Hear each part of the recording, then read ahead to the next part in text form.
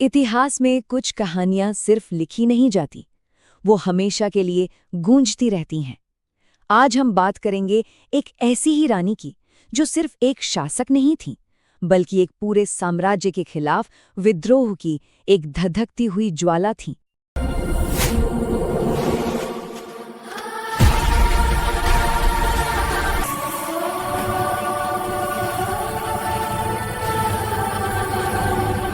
ये सिर्फ शब्द नहीं थे, ये एक कसम थी, एक ऐसा ऐलान जो रानी लक्ष्मीबाई की अटूट हिम्मत को दिखाता है और एक ऐसे महासंग्राम की नींव रखता है जिसकी गूंज सदियों तक सुनाई देगी।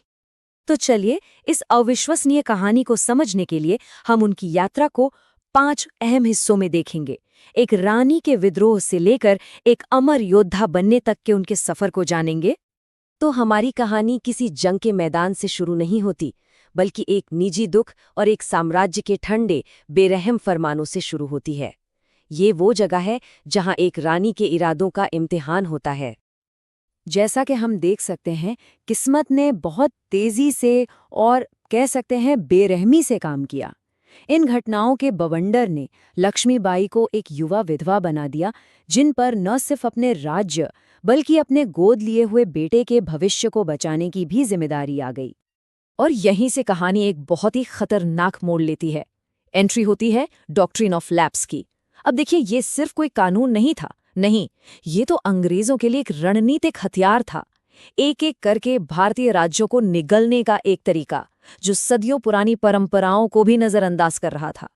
मतलब उस दस्तावेज पर स्याही ठीक से सूखी भी नहीं थी, लेकिन इसने पहले ही एक चिंगारी जला दी थी। नाइंसाफी का एक ऐसा काम जो बहुत जल्द विद्रोह की आग में बदलने वाला था। एक इतने बड़े साम्राज्य की ताकत के सामने कोई भी कमजोर रानी शायद झुक जाती, लेकिन लक्ष्मीबाई नहीं। उन्होंने शोक नहीं मनाया, उन्होंने तैयारी शुरू कर दी। उन्होंने हार नहीं मानी, उन्होंने जंग की तैयारी की। और यहाँ हम उनकी सूझबूझ को काम करते हुए देखते हैं। ये सिर्फ बचाव की तैयारी नहीं थी, ये तो सीधे सीधे बगावत का ऐलान था। हर मजबूत दीवार, हर ट्रेंड सिपाही झांसी को एक अभेद्य किले में बदलने की उनकी गहरी सोच का सबूत था। तैयारियां पूरी हो चुकी थीं, मंच तैयार था। मार्च 1858 में तूफान झांसी पर आ धमका। इस क्रूर घेराबंदी ने न केवल किले की दीवारों का, बल्कि उनकी रानी के नेतृत्व का भी कड़ा इम्तिहान लिया। और यहाँ हमें सिर्फ एक योद्धा नहीं, बल्कि एक कमाल की रणनीतिकार दिखती है। ये कोई अंधी बहादुरी नहीं थी, ये एक सोचा समझा प्लान था।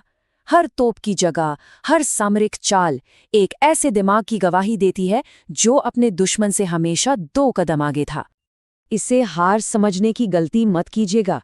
ये एक रीग्रुपिंग थी, एक साहसी, हैरान कर देने वाला पलायन, ताकि वो एक और दिन लड़ सकें। ये अंत नहीं था, बल्कि आज़ादी की लड़ाई का एक नया अध्याय था। हर कहानी का एक क्लाइमैक्स होता है। लक्ष्मीबाई के लिए वो क्लाइमैक्स ग्वालियर के पास धूल भरे मैदानों पर आया, इतिहास के सबसे वीर अंतिम संघर्षों में से एक में। तारीख थी 18 जून 1858। जगह कोटा की सराय का युद्ध क्षेत्र। ब्रिटिश सेना के खिलाफ आखिरी और निर्णायक टकराव के लिए मंच तैयार हो चुका था। जरा कल्पना कीजिए उस दृश्य की। कवच पहने, अपने बेटे को पीठ पर सुरक्षित बांधे, अपने भरोसेमंद घोड़े बादल पर सवार। वो सिर्फ एक रानी नहीं थी, वो विद्रोह, साहस और एक माँ की अपने बच्चे के भविष्य के लिए लड़ने की अदम्य इच्छा का प्रतीक थीं। और फिर उन्होंने हमला कर दिया। एक ऐसी घुड़सवार सेना का नेतृत्व किया जो बिजली की तरह ब्रिटिश लाइनों में जा घुसी।